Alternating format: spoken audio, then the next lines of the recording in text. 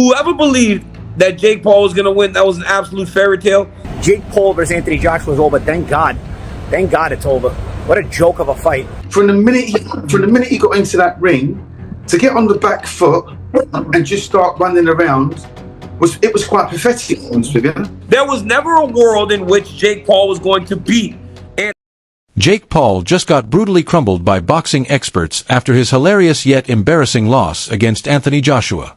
Yes, the pretty boy experiment ended with broken jaws, busted ribs, and the kind of damage you get when confidence meets heavyweight physics. He's an idiot. There is no reason. If Anthony Joshua puts 10-ounce gloves on and gets in a boxing ring and Jake Paul is in the other corner, this won't last long. This will last as long as Josh wants it to last. And let's not pretend this was shocking, because anyone with a functioning brain and a basic understanding of boxing already knew how this was going to end. It has been a wild few years watching Jake Paul move through boxing like a tourist collecting souvenirs. Retired mixed martial artist. You can't lose to a guy that's perceived to be a YouTuber, even though today former champions passed their expiration date. Even athletes whose main relationship with punching involved a basketball. That was the pattern.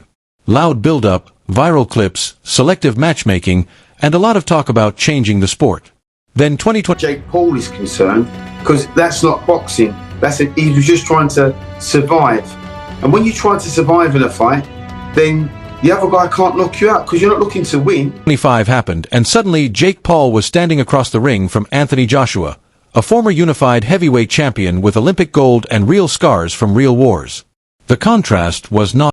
Dude's got balls. Dude's got balls standing there with AJ, who had been off, so his chin is refreshed. He's ready to fight. Not subtle. From the first bell, Joshua controlled distance like someone who had done this for over a decade. He set traps, dictated pace, and let Paul burn energy, chasing moments that never came. The size difference alone told part of the story, but the experience gap told the rest. Joshua is trying to find him. As the fight goes longer, all those big actions, the shots, the big overhand rights, all those things are starting to fatigue Paul. Paul talked all week about knockouts and statements. Joshua showed up to work. The early rounds were quiet in the way dangerous things usually are. Joshua was patient, measured, and calm. He was not rushing. He was not loading up. He was letting the ring shrink around Paul. Jake tried to sell confidence, but the footwork told a different story. Backing up, resetting late, reacting instead of initiating. You're gonna get knocked out anyway, dude. Like, I was hoping I could say, you know what, because he earned the respect of boxing fans by going out on his shield. The guy just ran for his life. I just watched Jake Paul run for his life for like 5-6 rounds. I try to be responsible. I've been in this game 50 years, so I know where not to step, where you could twist an ankle, or worse, you could break a... This is where reality tends to arrive in heavyweight boxing. And when the knockout came, it did not feel shocking to anyone who had been honest about the matchup. One of the first voices people turned to was Teddy Atlas, and his message was... I mean, this guy literally never tried to win a second of the fight. He was trying to throw a home run punch every once in a while. And notice every time he got in the clinch, he just went down. Like, he just hugged Anthony Joshua and then, like, would go down, and the referee would call it a slip and give him a break. And, like, he would just kill time that way. Brutally consistent with everything he had said before the fight. Heavyweight fundamentals do not forgive. At lighter weights, mistakes can be survived. At heavyweight, mistakes get punished immediately. Atlas pointed out that when someone lacks elite defensive habits, the division itself becomes the opponent. The way you beat a guy like that, you're not going to outbox him. If you're waiting on him and he's initiating and he's feinting you into counters and then he's countering the counter. Even while I think a heavyweight has a chance in any fight, a puncher's chance, I don't think Jake Paul has anything for Anthony Joshua. Do you respect him for taking it? Yeah, you have to, because that's terrifying. Like, you're not just fighting a man, you are fighting physics, mass, leverage, timing, and consequences. Jake Paul had never lived in that world before this night. Then came Carl Froch, who did not bother with diplomacy. Froch reminded everyone that Paul had already lost to Tommy Fury, a cruiserweight who never reached British title level. That loss alone told experts where the ceiling was.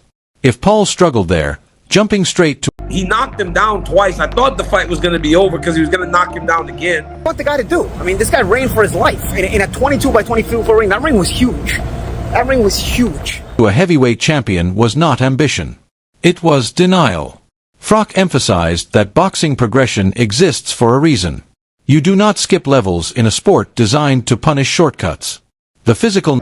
It looked like that was the moment he was going to throw in the towel and say, you know what, I'm done, I'm injured, I'm hurt, I don't want to do that. But hats off to him, he got up and he kept fighting. We get to the 6th round and you can just tell that it's over. Numbers only made the conversation harsher. Analysts pointed out that Joshua carried over a 100 pounds weight advantage on fight night with a reach differential exceeding 6 inches. That is not trivia. That is control. Control of range. Control of exchanges. Control of when violence happens. In my life, I think my jaw is broken, by the way, so... Yeah. Let's go! It's definitely broke. But, Experts were quick to shut down the popular excuse of a puncher's chance. At heavyweight, that argument only works when both fighters understand defense at a high level. When one does not, the puncher's chance becomes a puncher's risk. Betting markets reflected this long before the first bell. Joshua entered as a massive favorite with odds implying well over an 85% chance of victory. This was not disrespect. But Joshua just ate that. And I think when Anthony saw he could take those punches and they could really do no damage to him, it even boosted his confidence more. Because then he got even more reckless in his approach to getting after Paul. This was math. The market saw what the hype tried to hide. Experience, size, skill, and history matter. Loud confidence does not change probabilities. After the knockout, attention shifted to the punch itself. Comparisons flooded in immediately to Joshua's 2024 knockout of Francis Ngannou, which ended in under 3 rounds. Ngannou had never been knocked out before that fight. Not once. Joshua did it cleanly and efficiently. Experts noted that Joshua's right hand travels close to 40 miles per hour. Elite speed for a heavyweight carrying that much mass. When that punch lands, careers pause. What made Paul's situation worse was the technical breakdown. He failed to adjust after early feints. He walked into counters instead of forcing messy exchanges. He reacted late and exited straight back. Commentators agreed that if the same right hand that folded Ngannou landed on Paul, there was no version of this fight where it ended differently. That was not trash talk. That was anatomy. Then came Johnny Nelson, who cut through the noise with a line that stuck because it was so accurate. He said, Anthony Joshua does not play touch boxing at any level. That was not trash talk. That was a technical observation. Joshua is not a fighter who toys with opponents. When he commits fully. Nelson emphasized that Joshua's style has always been about control followed by damage regardless of opponent profile. Exhibition mentality does not exist in Joshua's ring habits. If you step in with him wearing 10 gloves, you are signing up for consequences.